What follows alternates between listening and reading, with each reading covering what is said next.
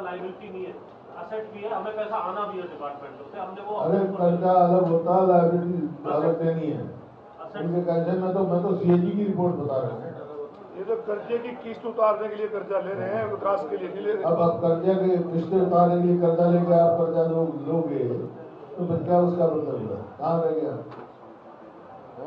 30,000 करोड़ की किस्त देके 36,000 करोड़ कर्जा लेंगे, किस्त उतारने के लिए। लेकिन इस सरकार का, हमारे सरकार समय में नारायणगढ़ की भी गन्ने की पेमेंट बाकी नहीं थी।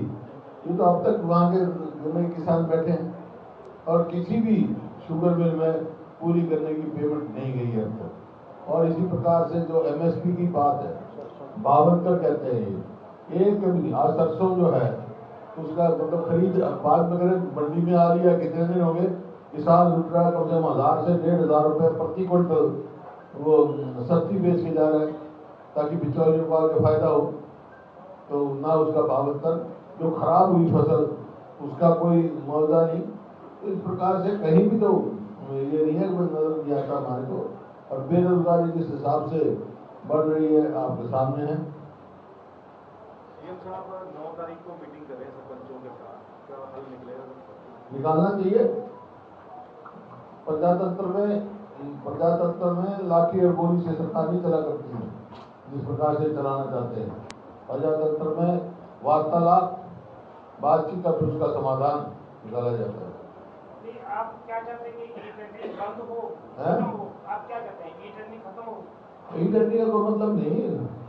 जब पहले सिस्टम था वैसे करने ही कंट्रोल होता है। मतलब ये नहीं है कोई जो मर्जी पंचायत करे, उसका एस्टिमेट बनता है, बाकायदा इंजीनियर होता है, मतलब एमई होता है। पहले तो आपके टेबल 20 लाख थी, ये 20 लाख तक तो कोई ई-टेंडरिंग हमारे समय में नहीं थी। पूरा लिमिट ये थी एट ए टाइम 20 लाख का 20 लाख तक पंचायत अपने विकास के लिए खर्चा कर। एक कोई उससे बड़ा प्रोजेक्ट है तो उसकी परमिशन लेनी पड़ती। ये नहीं था ई-टेंडरिंग करो। ई-टेंडरिंग तो एक पोर्टल है, खुला जो मर्जी बंद कर दो, जब खोल दो, जैसे कई जगह हुआ है ऐसा। तो कुल मिला के आप ये चाह रहे हैं कि ई-टेंडरिंग नहीं होनी चाहिए, जितना मर्जी पैसा पंचायत उसके ऊपर से करे। बिल्कुल, पंचायत उनका अधिकार है भाई, इलेक्टेड बॉडी है, उन पर विश्वास रखना चाहिए। वो जवाब दे हैं लोगों को, ठेकेदार जवाब दे नहीं है लोगों को, इलेक्टेड पंचायत जवाब दे। ये ठेकेदारी सिस्टम तो नौकरी में तो इन्होंने कौशल रोजगार लाके शुरू कर दिया। अब यहाँ भी ठेकेदारी सिस्टम कर दिया उनके उसमें छोड़ दी। अब ये जो ट्यूबवेल में है, जैसे तो निवासी बता रहे हैं, जो अपना पब्लिक 1.5 साल रिपेयर होने में लगता है, तो 1 साल लगेगा परमिशन आने में, 6 साल आगे टेंडर करेंगे। तो ये इस किस्म का सिस्टम बना दिए हैं जो आगे प्रदेश को आगे नहीं पीछे धकेलना है। यहाँ पर पारदर्शिता की सबसे बड़ी चोरी होगी, जैसे पहले और जगह हुई है, हो रही है जब कितनी जगह पे करप्शन खत्म होगी, नगर पालिका नगर निगम में करप्शन बढ़ेगी या नहीं होगी? क्या मुझे ये कहा कि हाईकोर्ट ने क्या कहा, हाईकोर्ट ने क्या कहा है माइनिंग में क्या हो रहा है, अधिकार में माइनिंग में करप्शन के तो इस सरकार ने सब सीमाएं लांघ चुके। उल्टा साहब पढ़ी लिखी पंचायतें सरकार ने बनाने की पहल की थी और ये भी पहल करती साथ में कि ई-टेंडरिंग जो है उसके माध्यम से जेईएसटीओ जो है वो अप्रूवल देने का। आपको लगता है पढ़ी लिखी पंचायत का भी कोई औचित्य? देखिए, पढ़ी लिखी पंचायत का जब इनका औचित्य था जब पढ़े लिखे एमपी हो, वहाँ क्वालिफिकेशन हो, एमएलए में हो, मंत्री में हो, पढ़े लिखे हो, ये भी तो आगे पढ़े लिखे। और ये राइट टू रिकॉल का क्या फिक्र रहता है आपने? राइट टू रिकॉल जैसे कह रहे हैं कि वो भी एमएलए एमपी पहले उन पर लागू हो तो पंचायत में लागू हो, पहले पंचायत में लागू करना क्या होता? और इनने तो कानून बना दिया, वो तो ऐसे बना दिया, गलत है ना, हम उससे सहमत नहीं।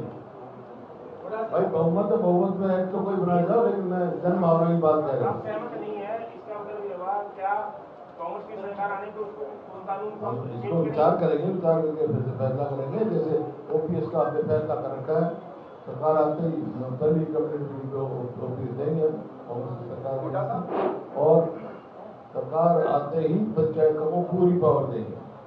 हुड्डा साहब, किस तरीके से देखते हैं, आपसे 20 लाख से घटाकर 2 लाख ली गई है पावर सरपंचों की, उसको आप कितना बढ़ावा देना चाहते हैं? क्या चाहते हैं कि आप कितनी उनकी पावर्स को बढ़ाई जानी चाहिए? भाई ई टेंडरिंग का मतलब क्या होता है? ई टेंडरिंग का मतलब चंद ठेकेदारों के हाथ में जाकर वो नहीं होनी चाहिए, क्वालिटी ऑफ वर्क होना चाहिए। लिमिट कितनी होनी चाहिए सर आपकी? लिमिट कितनी होनी चाहिए? लिमिट कोई नहीं, जैसे पहले था वैसे लिमिट कोई अनलिमिटेड होता है। इसमें तो 20 लाख के बाद भी ये था, पंचायतों को पूरी पावर थी, उनको परमिशन लेनी पड़ती थी। परमिशन ले 20 लाख के बाद परमिशन ले लें। 20 से पहले पैसे की वैल्यू घटी है, 20 से तो बढ़ाने चाहिए, 20 से तो 30-40 लाख। सियासी जो माहौल है, सियासी क्या है, यात्राएं चल रही हैं, आप लोग भी कर रहे हो, क्या कांग्रेस आप चुनावी मोड में है?